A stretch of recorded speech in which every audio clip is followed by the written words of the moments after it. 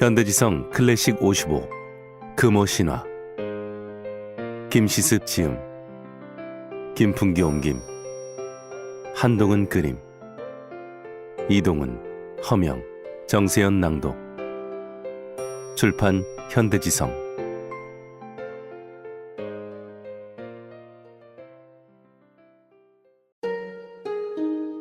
이생이 담 너머 아가씨를 엿보다 이생 규장전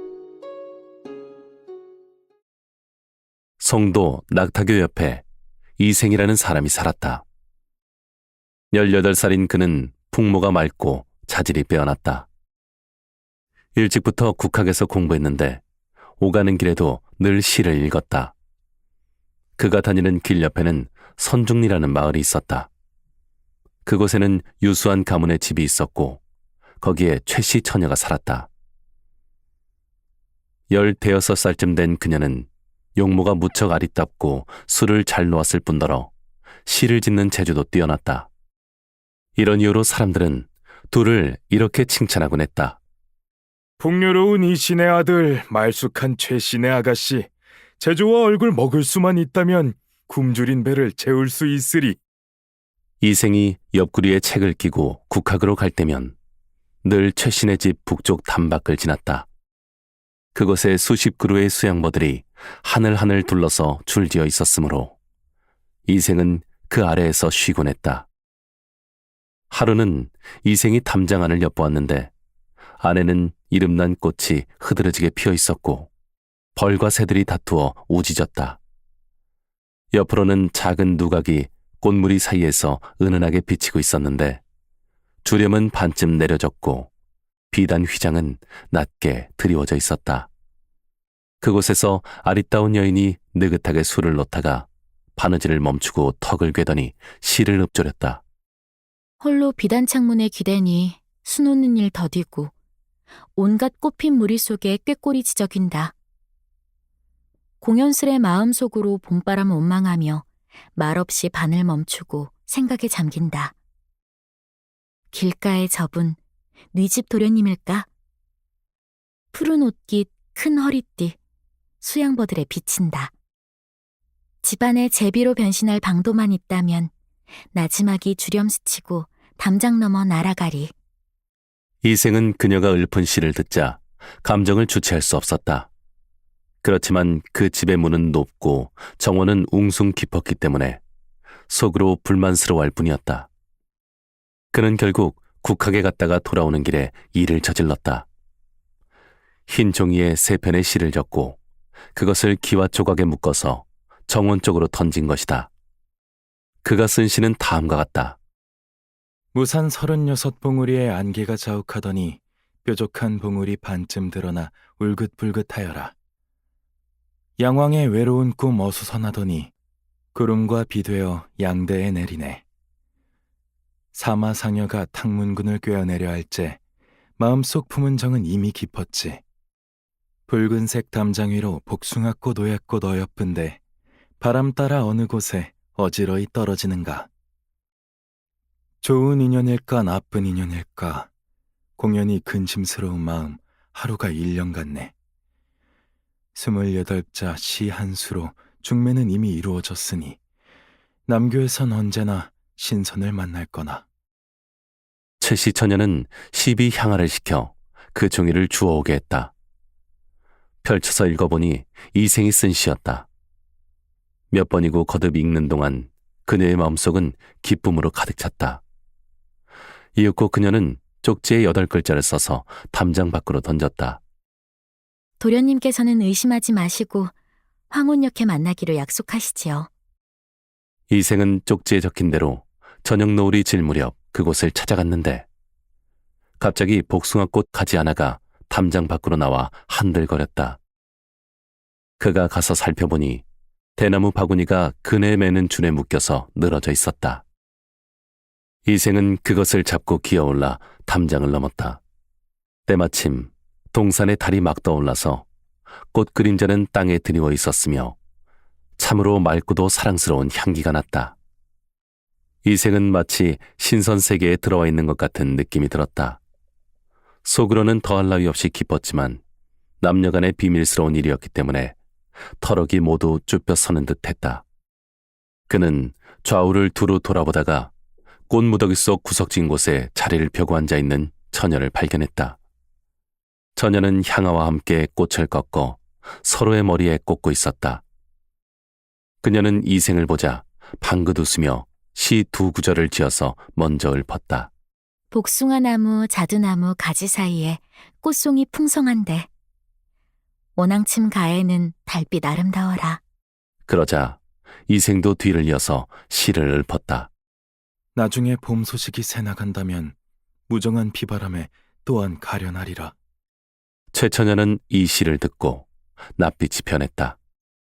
저는 당신과 부부가 되어 평생 받들면서 영원토록 즐거움을 누리고 싶은데 낭군께서는 어찌 그런 말씀을 하십니까? 저는 비록 여자의 몸이지만 마음은 드넓은데 뜻과 기상이 있는 대장부가 그런 말을 입에 담다니요. 훗날 규중에서의 일이 누설되어 부모님께 질책을 받더라도 제가 당연히 감당할 것입니다. 향아야, 방에 가서 술과 과일을 가져오너라. 향아는 명을 받들어 방으로 갔다. 사방은 고요하고 어디서도 인기척이 들리지 않았다. 이생이 물었다. 이곳은 어디입니까? 최처녀가 말했다. 북쪽 정원에 있는 작은 누각 아래입니다. 부모님께서는 딸 자식 하나뿐이라고 애정을 두터이 쏟아주셔서 부용지 옆에 이 누각을 따로 지어주셨습니다. 바야흐로 봄이면 이름난 꽃들이 흐드러지게 피는 이곳에서 제가 시녀를 데리고 마음껏 놀 수 있도록 해주신 것이지요. 부모님의 거처는 집안 가장 깊은 곳에 있습니다. 여기서 웃고 떠들며 소리를 크게 내도 거기까지 들리진 않습니다. 그녀는 좋은 술 한 잔을 따라서 이생에게 권하며 고풍 한 수를 지어 읊었다. 굽은 난간 부용지를 굽어보고 있으니 연못 위 꽃무리에서 사람들이 속삭이는 소리. 향기로운 안개, 보슬보슬 봄은 화창한데 새로 가사를 지어 백저사를 노래한다. 달 기울자 꽃그림자 담요 속으로 들고 긴 나뭇가지 함께 당기니 붉은 꽃빛 떨어진다. 바람에 맑은 향 번지고 향기는 옷에 스미니 가충의 딸이 봄볕 받으며 춤추는구나. 비단 적삼 가볍게 해덩아 가지 스치니 꽃 사이 잠자던 앵무새 놀래주어 깨웠네. 이생도 즉시 그녀의 운자를 받아서 시를 지었다. 복숭아꽃 만발한 도원으로 잘못 들어갔는데 깊은 정회를 말할 수 없구나. 검푸른 머리 두 갈래에 금비녀 낮게 꽂고 선연한 봄 적삼은 푸른 모시로 마름질했네. 봄바람 불어 한 가지에 두 송이 꽃 막 피어났으니 무성한 꽃가지에 비바람 몰아치게 하지 마오. 휘날리는 선녀의 옷소매 그림자도 살랑살랑. 개수나무 그늘 속에서 항아가 춤춘다. 좋은 일 아직 이루어지지 않았는데 근심 필시 따르리니 새로운 가사 지어 앵무새에게 가르치지 마오. 술자리가 끝나자 최처녀가 이생에게 말했다. 오늘 일은 분명 작은 인연이 아닐 것입니다. 낭군께서는 저를 따라오셔서 정을 두텁게 맺으시지요. 말을 마치자 그녀는 북쪽 창으로 들어갔다. 이생도 그녀를 따라갔는데 방 안에는 다락으로 올라가는 사다리가 있었다. 사다리를 타고 올라가니 과연 누각이 나타났다. 붓이나 벼루 같은 문방구와 책상이 정갈하게 있었고 한쪽 벽에는 연강 첩장도와 유황 고목도 등이 걸려 있었는데 모두 뛰어난 그림이었다. 그림에는 시가 적혀 있었으나 누구의 작품인지는 알 수 없었다. 첫 번째 그림의 시는 다음과 같다.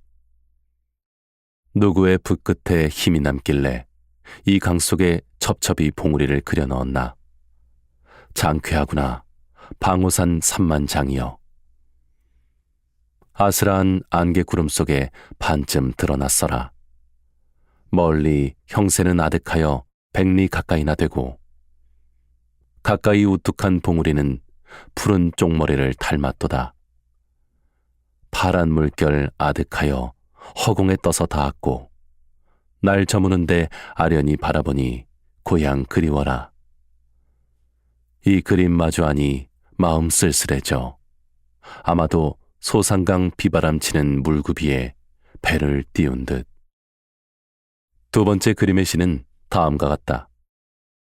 깊은 대숲 우수수 소리 나는 듯. 고목은 우뚝하여 정을 품은 듯. 미친 듯한 뿔이 구불구불 이끼로 덮여 있고 늙은 가지 곧고 고다 바람 울에 물리친다. 가슴 속엔 저절로 조화로움 품었으니 오묘한 곳을 어찌 다른 얘기에 말할 수 있으랴. 위원과 여가는 이미 귀신이 되었나니 천기를 누설한들 몇 명이나 알겠는가. 맑은 창가에서 멍하니 마주하여 환상적인 그림 산매에 빠져 사랑스레 바라본다. 다른 쪽 벽에는 사계절의 풍경을 각각 4소씩 써서 걸어놓았는데 이 또한 누가 지었는지 알 수 없었다. 글씨는 조명부의 송설체를 본떴는데 필법이 참으로 정묘하고 아름다웠다. 첫 번째 포개시는 다음과 같다. 부용장 따뜻하고 향은 실처럼 피어오르는데 창밖에는 부슬부슬 붉은 살구꽃에 비가 내린다. 누각에 남은 꿈은 새벽종에 깨었는데 개나리 언덕에서 집박이 우짖는다.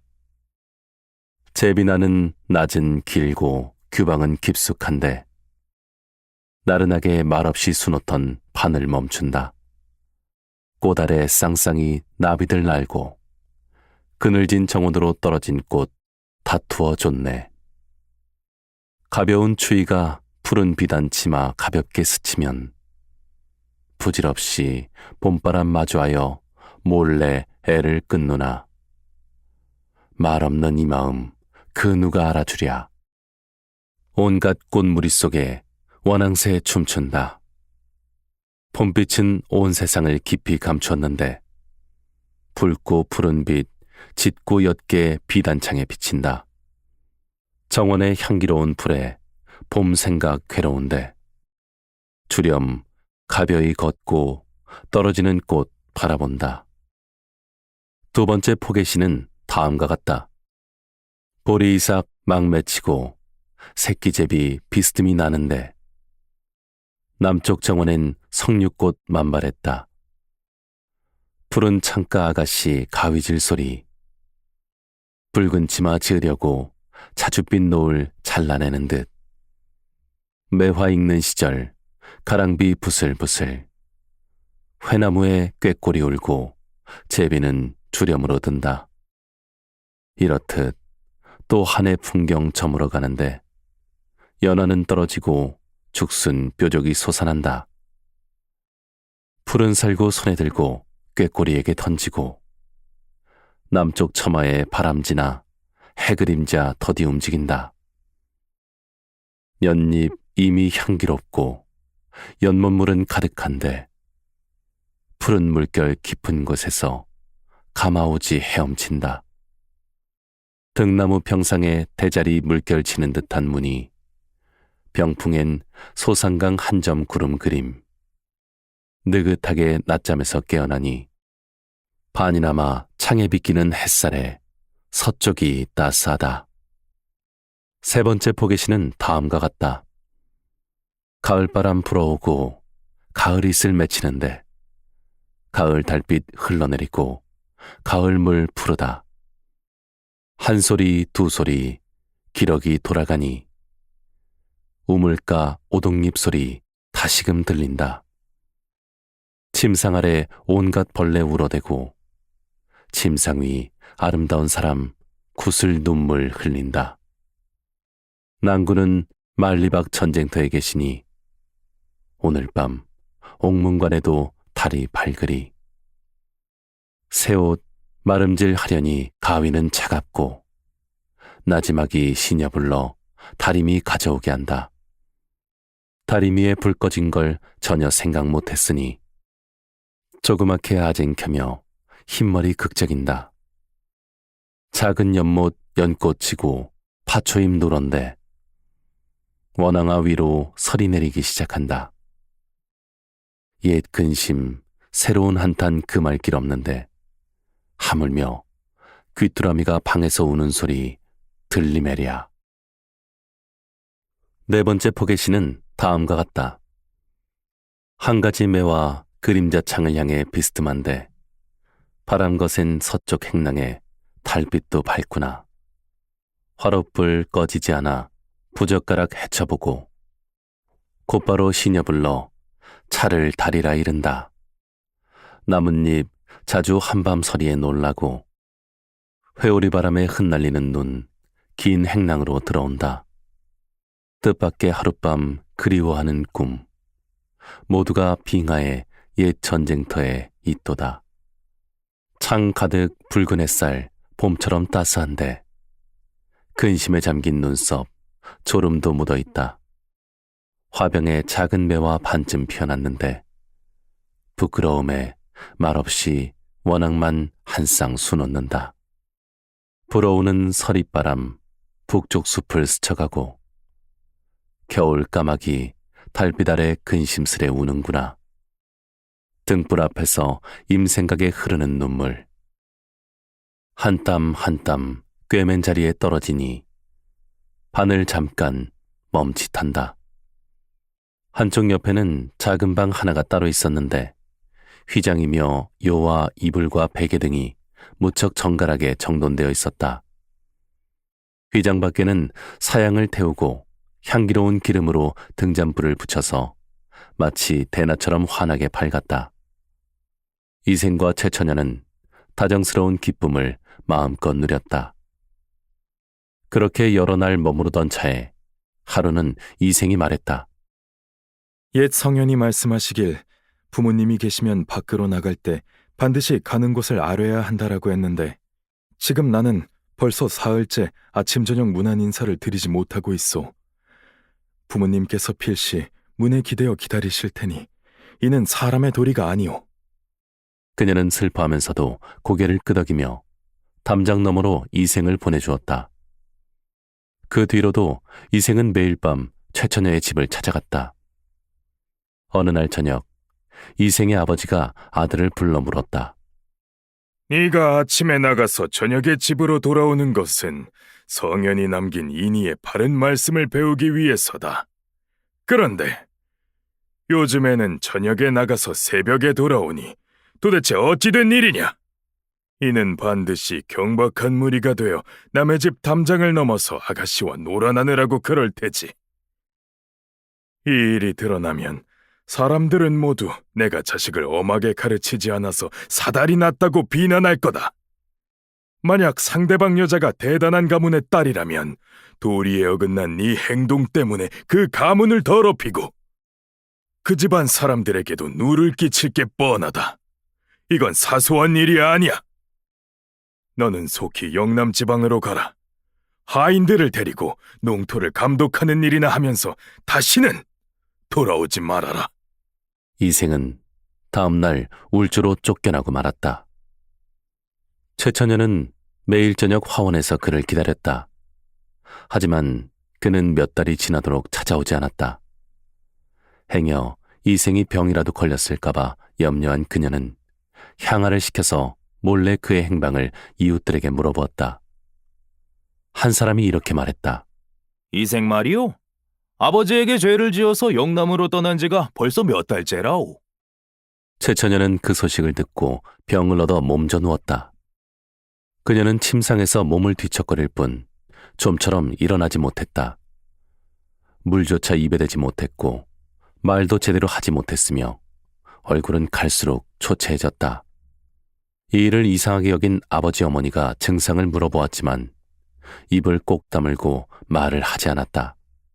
그들은 딸의 방에 있던 상자를 뒤져보다가 딸이 이생과 주고받았던 시를 찾아내고는 깜짝 놀라 무릎을 치면서 탄식했다. 하마터면 우리 딸을 잃어버릴 뻔했구나. 그러고는 최처녀에게 물었다. 이생이 대체 누구냐? 일이 이렇게 되자 더는 숨길 수 없었다. 최처녀는 겨우 목소리를 짜내서 부모에게 자초지정을 털어놓았다. 아버님, 어머님, 저를 낳아서 길러주신 은혜가 깊으니 도저히 숨길 수 없군요. 생각해보면 남녀가 서로 호감을 느끼는 것은 가장 중요한 인정입니다. 이 때문에 매화가 떨어져 시드는 것을 노래하면서 결혼의 좋은 시기를 놓치지 말라는 노래가 시경의 주남편에 실려있고, 여자가 정절을 지키지 못하면 흉하다는 것은 주역에서 가르치는 내용입니다. 저는 버드나무처럼 가냘프고 약한 몸으로 뽕나무 잎이 시드는 것을 여성의 모습이 기울어지는 것에 비유한 시경의 노래를 생각지 않고 정절을 지키지 못해서 주위에 비웃음을 샀습니다. 여러 덩굴의 큰 나무에 의지해 살아가듯 위당의 처녀 행세를 하게 되었으니 이미 가득 찬 죄가 가문에까지 미치게 되었습니다. 저 신이 없는 도련님이 가충의 향을 훔친 뒤 천갈래로 원한이 솟았습니다. 아주 작고 여린 몸으로 근심에 휩싸여 기운 없이 홀로 방에서 살아가는 처지를 견디고 있었지만 그리워하는 마음은 날로 깊어졌습니다. 속병이 갈수록 악화되니 거의 죽을 지경에 이르러서 머지않아 귀신이 될 것 같습니다. 아버님, 어머님께서 만약 제 소원을 들어주신다면 남은 목숨이나마 보존할 것이고, 만약 제 간곡한 청을 거절하신다면 죽을 수밖에 없습니다. 마땅히 이생과 황천에서 다시 만날 것이니 맹세코 다른 집안으로는 시집가지는 않겠습니다. 이에 부모는 딸의 뜻을 알게 되어 다시는 병세를 묻지 않았다. 그저 꾸짖기도 하고 달래기도 하면서 자식의 마음을 누그러뜨리려 애쓰는 한편 예를 갖추어 이생의 집으로 중매인을 보냈다. 이생의 부모는 최씨 집안의 문벌을 물어본 뒤 이렇게 말했다. 우리 아이가 비록 나이 어려서 잠시 정신을 못 차리고 도리에 어긋나는 짓을 했습니다만 학문에 정통했으며 풍모는 사람답게 생겼습니다. 훗날 장원급제를 해서 이름을 떨칠 거로 기대하기 때문에 서둘러 혼례를 치를 생각이 없습니다. 중매인이 최씨 집으로 돌아가서 이 내용을 알리니 최씨가 다시 중매인을 보내서 말을 전했다. 한때의 벗들은 모두 대개 자제가 남달리 뛰어나다고 칭찬하더군요. 비록 아직은 웅크리고 있지만 어찌 초야에서 일생을 보낼 인물이겠습니까?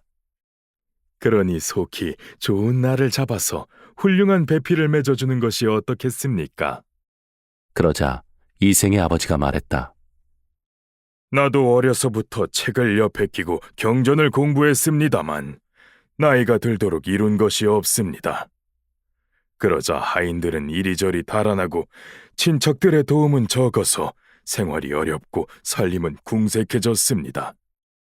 댁처럼 지체 좋은 명문 집안이 어찌 보잘것없는 선비 하나를 마음에 두어 사위로 삼겠습니까? 이는 반드시 일 꾸미기 좋아하는 사람들이 우리 집안을 과도하게 자랑해서 귀댁을 속인 것입니다. 중매인이 돌아와 그대로 전하자 최씨 집안에서 말했다. 예물을 드리는 납치의 예라든지 옷을 준비하는 일은 우리가 전부 맡겠습니다. 그저 좋은 날을 가려서 화촉 밝히는 때를 정해주시기만 하면 됩니다. 중매인이 다시 가서 이 말을 아뢰자 이씨 집안에서는 마침내 마음을 조금 돌리고 즉시 사람을 보내서 이생을 불러와 뜻을 물어보았다. 기쁨을 이기지 못한 이생은 곧바로 시를 지었다. 깨진 거울 다시 합쳐지는 것도 때가 있나니 은하수의 까막같이 좋은 기약 도와준다. 이제부터 월화노인 청실홍실 묶어주리니 봄바람 향하여 두견새 원망마오. 이 소식을 듣고 몸이 조금 회복된 최씨 처녀도 시를 지었다.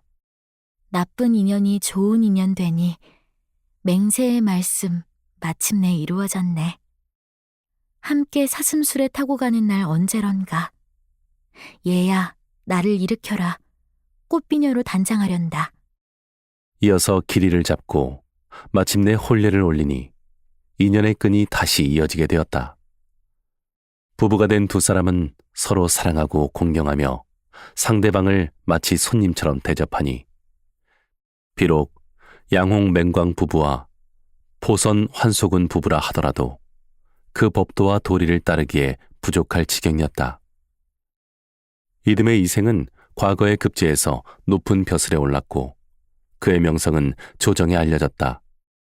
신축년, 홍건적이 개경을 점령하자 왕은 복주로 피난했다. 홍건적은 건물을 모조리 불살라 없앴고 사람과 가축을 마구 도륙했다. 부부건 친척이건 서로 보호할 수 없었으며 동서로 쫓기면서 제각기 목숨을 부지하고자 했었다. 이생도 가족을 이끌고 궁벽한 산골짜기로 숨었는데 한 도적이 검을 빼들고 쫓아왔다. 이생은 달아나서 목숨을 부지했지만 그의 아내는 도적에게 사로잡히고 말았다. 도적이 겁탈하려 하자 최씨 부인은 크게 꾸짖었다.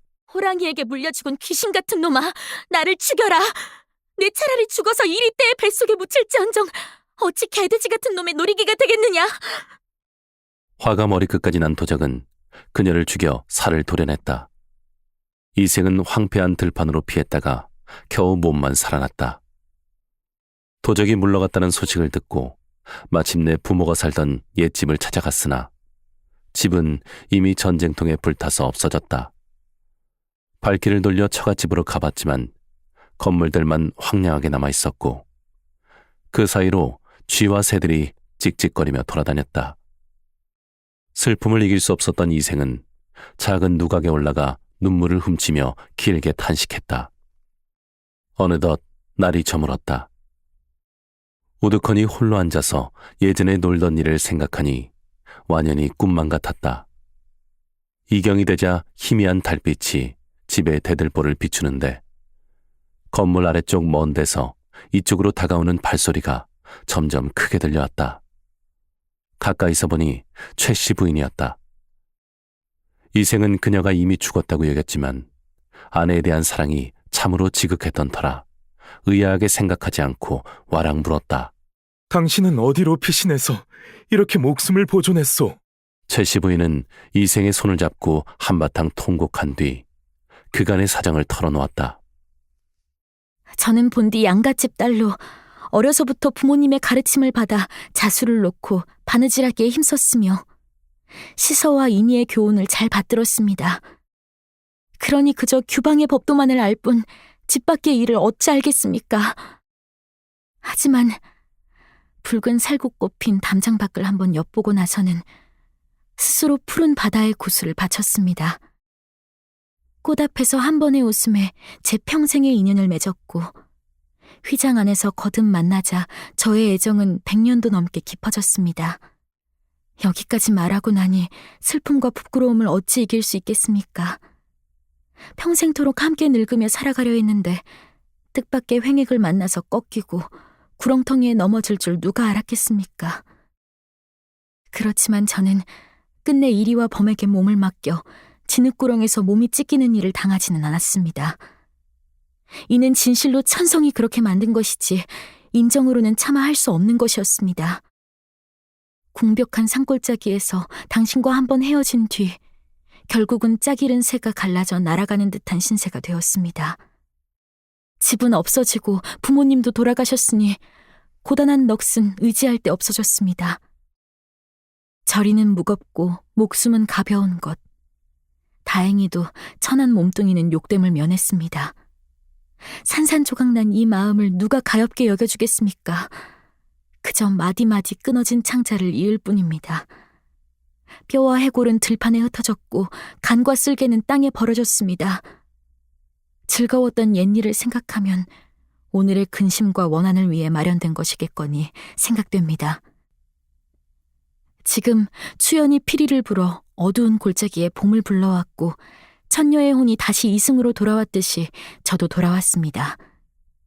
복례산에서 맺은 약속 얽혀있고 신선들이 사는 취굴의 향기는 아름다우니 이때에 다시 인연을 맺어서 예전의 맹세를 저버리지 않기를 기약합니다.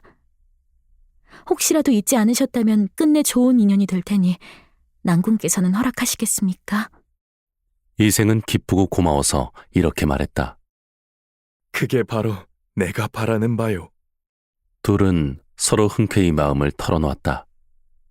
그러다가 도적들에게 약탈당한 일을 이야기하게 되자 최씨 부인이 말했다. 재산은 조금도 잃어버리지 않았습니다. 어느 산 어느 골짜기에 묻어두었거든요. 이생이 또 물었다. 양가 부모님 유해는 어디에 모셨소? 최씨 부인이 대답했다. 어떤 곳에 버려져 있습니다. 뚫은 심정을 털어놓은 다음 잠자리를 같이 했는데 예전과 다름없이 참으로 즐거웠다. 어느 날 최씨 부인은 이생과 함께 재산을 묻어둔 곳으로 갔다. 그곳에는 과연 금은 여러 덩어리와 약간의 재물이 있었다. 또한 양가 부모의 유해를 수습하고 금과 재물을 팔아서 각각 오관산 기슭에 합장한 뒤 무덤을 만들어 극진히 제사를 올렸다. 그 후 이생은 두 번 다시 벼슬길에 나아가지 않고 최씨 부인과 살았다. 목숨을 부지하느라 도망갔던 하인들도 다시 돌아왔다. 이생은 이때부터 인간사에 대해 관심을 끊었으며 친척이나 빈객이 길사 혹은 흉사를 당해도 문을 닫고 바깥 출입을 전혀 하지 않았다. 항상 최씨 부인과 더불어 술을 마시거나 시를 주고받으면서 금슬좋게 살아갈 뿐이었다. 이러구러 지내다 보니 어느덧 3년이 흘렀다. 어느 날 저녁 최씨 부인이 이생에게 말했다. 아름다운 인연을 3번이나 만났습니다만 세상 일은 늘 어긋나는군요. 즐거움이 채 끝나기도 전인데 갑작스럽게 슬픈 이별이 다가오고야 말았습니다. 결국 그녀는 오해라고 말았다. 이생이 깜짝 놀라 물었다. 무슨 이유 때문에 그런 거요? 최씨 부인이 말했다. 저승의 운수는 피할 수 없습니다.